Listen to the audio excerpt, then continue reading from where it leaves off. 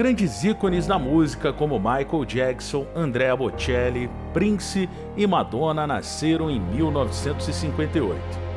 Porém, o fato mais marcante de 1958 para o nosso povo foi o nascimento do primeiro título mundial do Brasil e o surgimento do rei do futebol.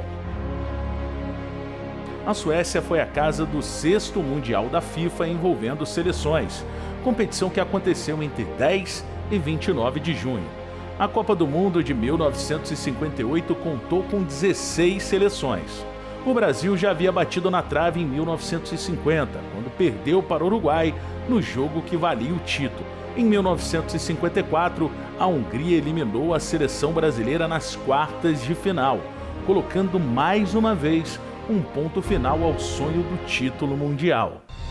Mas a Copa de 1958 era uma nova oportunidade. A seleção, treinada por Vicente Feola, contava com inúmeros craques: Gilmar, Bellini, Djalma Santos, Didi, Zagallo, Nilton Santos, Zito, Vavá e a dupla que viria a ser uma das mais famosas do mundo: Garrincha, o craque das pernas tortas, e o Rei Pelé, convocado com apenas 17 anos. A seleção canarinho pertenceu ao Grupo 4, ao lado de União Soviética, Inglaterra e Áustria. Na estreia, um baile do Brasil sobre a Áustria, 3-0, com 2 gols de Mazzola e 1 de Nilton Santos. No segundo jogo, um empate sem gols com a Inglaterra, um ponto-chave para a mudança na equipe titular do Brasil. União Soviética e a seleção brasileira se enfrentaram pela liderança do grupo. Com 2 gols de Vavá, um no primeiro tempo e outro no segundo tempo, o Brasil se garantiu como o primeiro colocado no Grupo 4.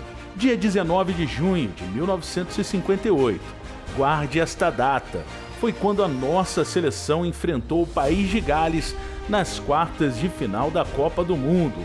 Nos classificamos com uma vitória de 1-0. Foi o primeiro gol do Rei Pelé em Copas do Mundo. Nas semifinais eram 3 seleções europeias e apenas uma da América Latina. Suécia contra os atuais campeões, a Alemanha Ocidental.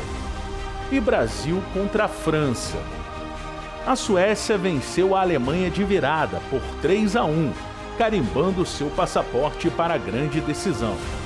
O Brasil goleou a França por 5-2, com direito a um hat-trick do Rei Pelé. E assim, a seleção brasileira chegava à sua 2ª final na história.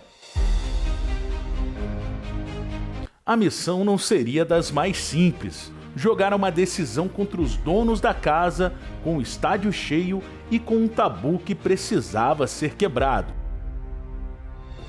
Nunca uma seleção da América Latina havia conquistado o Mundial em solo europeu.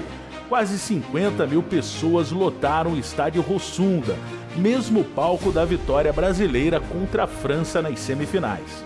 Os donos da casa saíram na frente aos 4 minutos, com Liedholm.